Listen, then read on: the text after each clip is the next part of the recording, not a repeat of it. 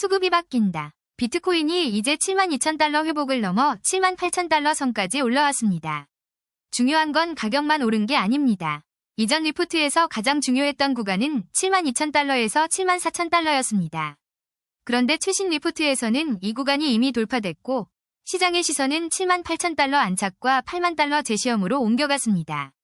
쉽게 말하면 이제 질문은 반등했나? 가 아니라 이 가격을 지지로 바꾸고 다음 단계로 갈 수 있나? 입니다. 이번 상승이 더 중요한 이유는 상승 동력의 질이 달라졌기 때문입니다. 미국 현물 비트코인 상장지수 펀드에는 하루 약 6억 달러가 들어왔고 4거래일 동안 약 16억 달러가 유입됐습니다. 이더리움 상장지수 펀드에도 하루 약 2억 2천만 달러가 들어왔습니다. 상장지수 펀드는 주식시장 계좌로 가상자산 가격에 투자할 수 있는 상품입니다. 그래서 여기에 돈이 들어온다는 건 개인의 단기 매매만이 아니라 기관성 자금도 움직인다는 뜻으로 볼 수 있습니다. 물론 숏 청산도 있었습니다. 숏은 가격 하락에 베팅하는 포지션이고 숏 청산은 가격이 오르면서 하락 베팅이 강제로 정리되는 현상입니다. 이때 강제 매수가 나오기 때문에 가격 상승 속도가 빨라집니다. 하지만 최신 리포트의 핵심은 숏 청산만으로 오른 장이 아니라는 점입니다. 파생 상품 거래량은 오히려 줄었고 현물 상장지수 펀드 수요가 확인됐습니다. 이 채널의 해석은 여기입니다. 이번 장세는 단순 반등에서 수급 재가격화로 성격이 바뀌고 있습니다. 기관성 자금과 대기성 자금이 동시에 움직이면서 시장이 가격표를 다시 쓰기 시작한 겁니다. 그렇다고 모든 알트코인이 같은 힘으로 오르는 장은 아닙니다. XRP가 가장 강했습니다. 24시간 기준 17%에서 22%대 상승이 나왔고 1.30달러대에 진입했습니다. 이제 관전 구간은 1.40달러에서 1.50달러 저항대입니다. 저항대는 매도 물량이 많이 나올 수 있는 가격 구간입니다. XRP에는 상장지수 펀드 순유입 기대와 리플달러 기반 기관 대출 재료가 붙어 있습니다. 다만 일부 옵션 포지션은 한방향 상승보다 큰 변동성 자체에 베팅하고 있습니다. 그래서 단기 탄력은 강하지만 저항대에서 추격 매수는 부담이 커질 수 있습니다. 시장 주도권은 여전히 비트코인입니다. 비트코인 점유율은 약 59.7%로 오히려 상승했고 이더리움 점유율은 소폭 낮아졌습니다. 점유율은 전체 가상자산 시가총액에서 해당 자산이 차지하는 비중입니다.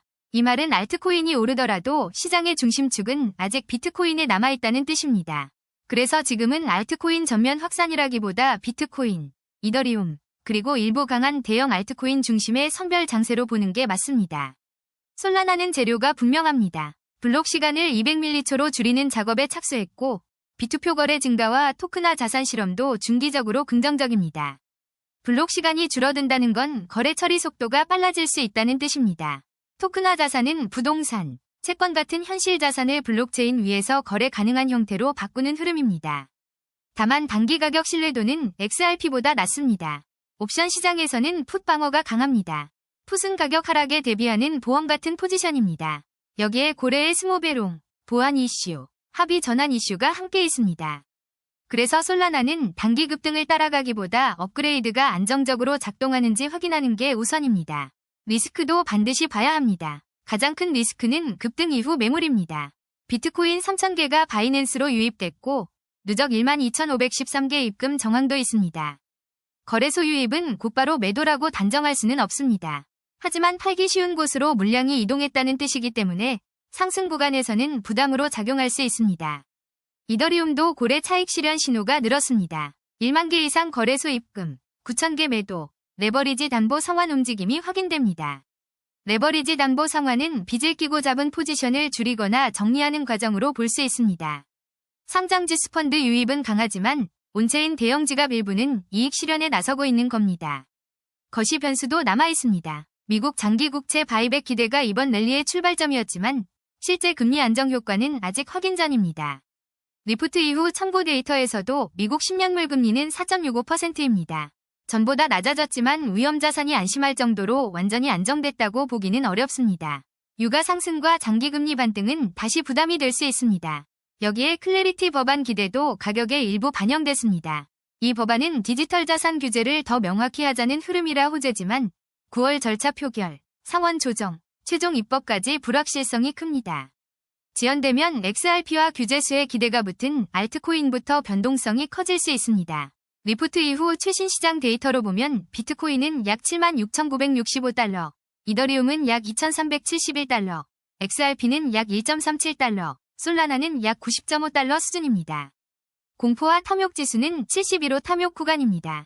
탐욕 구간은 시장 분위기가 강하다는 뜻이지만 동시에 늦게 따라붙는 매수가 늘어날 수 있는 구간이기도 합니다. 김치 프리미엄은 비트코인 기준 마이너스 1.04%입니다. 국내 가격이 해외보다 약간 낮다는 뜻이라 국내 과열이 심하다고 보기는 어렵지만 글로벌 변동성에는 그대로 노출되어 있습니다. 그럼 지금 어떻게 대응해야 할까요? 핵심은 비트코인 76,000달러에서 78,000달러 지지 여부입니다. 이 구간을 지키면 8만 달러 접근 가능성을 열어둘 수 있습니다. 반대로 실패하면 74,000달러대 재확인이 자연스럽습니다. 신규 진입은 급등 캔들을 보고 한 번에 따라붙기보다 지지 확인 후 분할 접근이 더 합리적입니다. 보유자는 대형주 중심 비중을 유지하되 XRP처럼 단기 급등한 자산은 1.40달러에서 1.50달러 저항대에서 일부 이익 관리가 필요합니다. 솔라나는 가격보다 업그레이드 안정성을 먼저 확인해야 합니다. 결론은 하나입니다. 이번 장은 강하지만 아무 코인이나 사는 장은 아닙니다. 수급이 확인된 대형 자산 중심으로 보고 급등 알트코인은 저항과 변동성을 같이 관리해야 합니다. 이 영상은 투자 정보 제공 목적이며 투자 판단의 최종 결정은 반드시 본인이 해야 합니다. 구독과 좋아요로 다음 시장도 함께 확인해주세요.